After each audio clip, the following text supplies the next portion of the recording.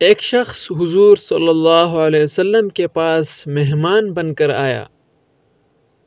آپ نے اپنی بیویوں کی طرف پیغام بھیجا کہ کھانے کے لیے کچھ ہے کہ مہمان کے سامنے پیش کریں۔ انہوں نے جواب دیا کہ ہمارے پاس تو پانی کے علاوہ کچھ اور نہیں ہے۔ پھر رسول اللہ صلی اللہ علیہ وسلم نے فرمایا، کون ہے جو اس کو اپنے ساتھ لے جائے؟ یا یہ فرمایا کہ کون ہے جو اس کی ضیافت کرے؟ ایک انصاری شخص نے کہا، میں اس کی مہمان نوازی کروں گا۔ چنانچہ وہ شخص اسے اپنے ساتھ لے کر اپنی بیوی کے پاس گیا اور کہا کہ رسول اللہ صلی اللہ علیہ وسلم کے مہمان کی خوب خاطر مدارت کرو۔ وہ کہنے لگی، ہمارے پاس تو اپنے بچوں کے کھانے کے علاوہ کچھ نہیں ہے۔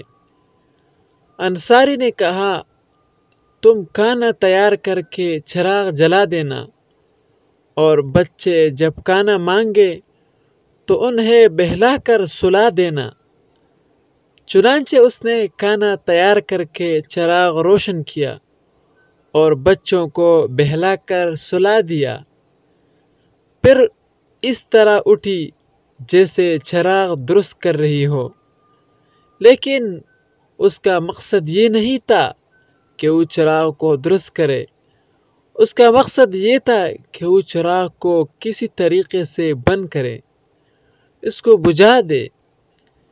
ان دونوں نے مہمان کو یہ باور کرایا جیسے کہ میاں بیوی کھانا کھا رہے ہیں، اور مہمان یہ سوچ رہا تھا کہ یہ دونوں میرے ساتھ کھانا کھا رہے ہیں، حالانکہ وہ کھانا نہیں کھا رہے تھے، بلکہ وہ مہمان کو خوب سیر کرانا چاہتے تھے تاکہ مہمان سیر ہو جائے، ہم گزارا کر لیں گے، اور وہ اسی حالت میں سو گئے۔